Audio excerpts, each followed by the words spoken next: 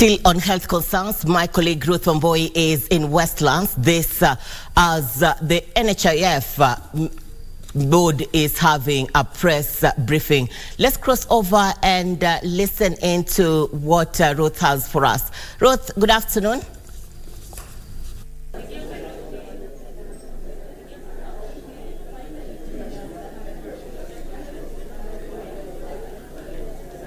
Thank you so much, Irene Muchuma Odim. We are here at the Banquet Center in Westland, whereby there is an annual convention of Rural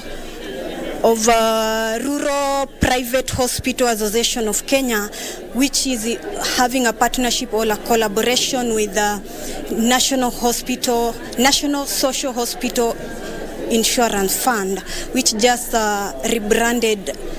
So today they are having a 2-day convention which is starting today. It's going on until tomorrow, and there are some of the things that they have been able to agree between the rural Rupha and National Hospital Insurance Fund, and just to have details of what has been transferring between this Rupha, which comprises of private hospitals that are normally at the grassroots levels. I have Brian Lishenga, who is the chair of Rupha.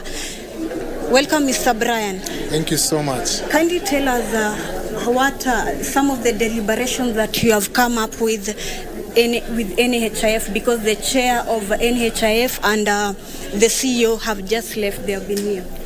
Well, thank you so much. This is our fourth national conference here in Westlands, Nairobi. We have brought together about 150 healthcare providers who provide healthcare in the rural areas of Kenya, representing about 43 of the 47 counties. We also have a lot of stakeholders, as you can see, from the industry.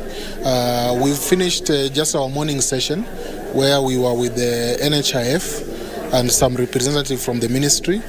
We were discussing about how to improve access for the rural communities.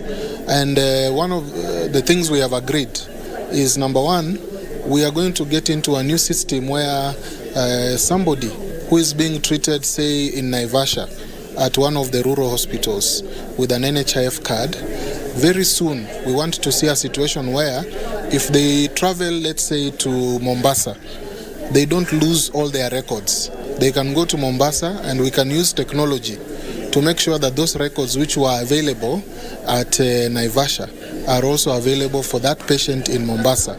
But more than that, NHIF is also committing to make sure that when the patient goes, they will not be told that this is not your hospital.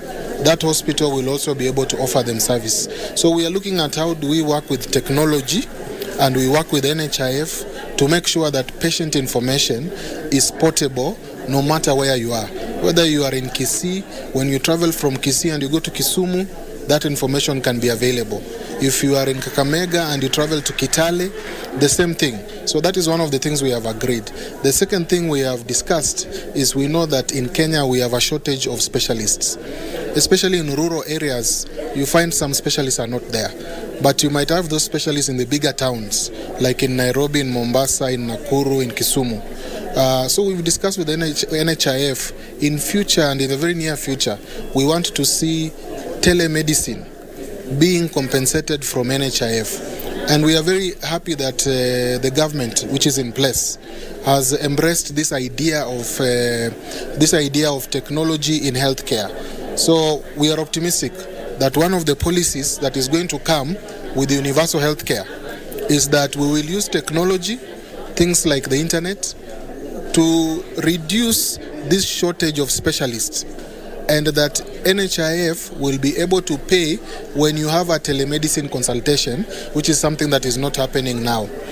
The third thing that we have agreed today is that this universal healthcare is now going to be available even in private hospitals that are serving the bottom of the pyramid.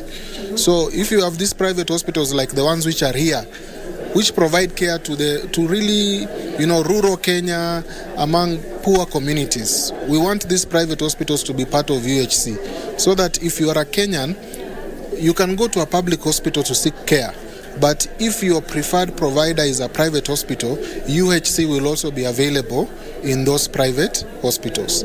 So those are some of the agreements that this conference today here in Nairobi, together with the NHIF and the ministry, we have been able to agree in terms of way forward. Thank you so much. I will release you. Go and thank you. All right. As you have heard, Muchuma, those are just some of the deliberations that are ongoing at this convention, just to ensure that universal healthcare coverage is achieved all over, and that the common mwananchi Wanjiku is able to afford good services wherever they are in this country. I take you back to studio.